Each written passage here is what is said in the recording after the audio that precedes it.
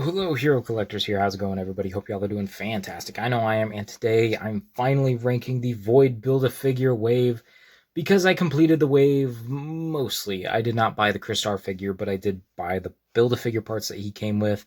So I had completed the wave in as much as I will be only buying these figures. So we're going to rank them, and from left to right, we have Savage Namor, Power Princess, the Void Build-A-Figure, Namorita, Black Panther, Vision, and Justice. So, we're going to rank from, what would it be, 7 to the number 1, 7 being the worst of the wave, and number 1 being the best of the wave. And leave your wave rankings down in the comments below. I'm always curious what other people think of the waves and compare it to what I think of the waves. So, without further ado, let's go ahead and get into it. Alright, and here at the bottom, number 6, we have the Void Build-A-Figure, and the reason why it ranks so low is because, well, it's a bit much, trying to pose him around with all these tentacles and whatnot, and ultimately what he will be in my display is just kind of like a background piece, not necessarily a main character, because I'm going to have him influencing one of my Century figures, and, that's really all he'll be doing.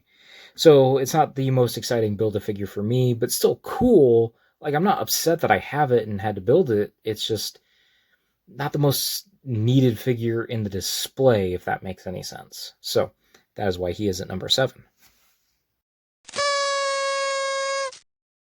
Alright, and coming in at number 6 is Namor, one of the figures that actually I almost didn't buy, but I was able to, I think it was actually at Summit City Spidey who helped me get him from Ollie's. And, he was $10. I was only after the Build-A-Figure piece, but upon opening him, I decided to actually keep him and found a spot for him. But initially, in my plan, he was not one that I needed for the collection, and while, yeah, it is a fun figure in hand, I don't regret the purchase, it's not the most necessary figure in the wave, so that is why he ranks at number 6 for me. Alright, and number 5, we have Namorita, and the only reason this figure ranks lower is just because it's not the main costume I want. Of course, we want the one that's a bit more closer to Namor's skin tone, but with, the green swimsuit, to go with the rest of our new Avengers. But this isn't a bad figure on its own, and if you want to build out a more modern New Warriors... Did I say Avengers? I think I may have said Avengers a second ago. But New Warriors, if you want to build out a more modern team, you can do that starting with this figure. But yeah, I had a good time posing her, so it's not a terrible figure by any means, just maybe not the most desired look. Next up here at number 4 is Black Panther, a solid Black Panther figure, and pretty dope looking with all the gold accents. The only reason he's ranked lower is because I already have a pretty definitive Black Panther for my Avengers display, and I don't necessarily have a direct spot for this guy to go. Like, I want to put him on my street level display, but I don't feel like this really fits for him, or that really fits for him, so I don't know if, I need to find an alternative for this costume. And again, not that the figure's bad or anything, it's actually really great, it's just, I don't have a direct spot for it, and I have a pretty definitive Black Panther in my collection already, so that's why he ranks at number 4.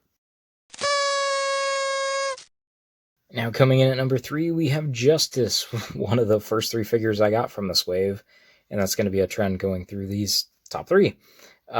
Solid figure, got some issues, he's still pinned, some limited articulation, but otherwise, still a pretty solid Justice figure. Can go in your Avengers or your New Warriors display. I do know that this is a modern costume, but I think you can fudge it in either way. Pretty great looking figure overall, though. I like the way he turned out, so that is why he is taking home the bronze medal at number 3.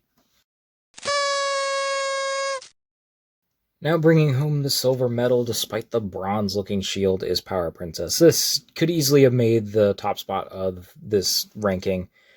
Just a few small nitpicks that really bring her down. She has these heels that make her hard to stand at times. She doesn't always grip the sword very well, and then the hair does kind of limit the articulation. But otherwise, it's a solid figure and kind of in the lead up to giving us a new She-Hulk figure. So I really do like this Power Princess figure, and, maybe another day I would rank her one spot higher to be the number 1 figure in this wave. So, number 2, Power Princess. Alright, and taking home the gold medal, first place is the Vision. Now, this one was, how do I describe it? It's one that I felt wasn't necessary because I had the retro carded Vision, which was more metallic looking and still a solid figure for a collection. But getting this guy in hand, he knocked that one off the shelf easily. My biggest complaint about this figure is this, very stiff cape, but otherwise it is an upgrade in pretty much every other regard, especially that head sculpt. But yeah, I'm a huge fan of the Avengers, so getting a classic costume like this for the Vision, it was always going to be close to the top, and just kind of really won me over by the fact that I didn't feel like I needed it at first, but it knocked out the previous Vision figure. So that is why he ranks at number 1. Alright, and that was my ranking of the Void Build-A-Figure wave. If you have not already, make sure you put your ranking of this wave down in the comments below. Let me know what you thought of my ranking. Do you agree? Do you disagree? While you're down there, make sure you are liking the video and are subscribed, and I will talk to you all in another video, another post, another time.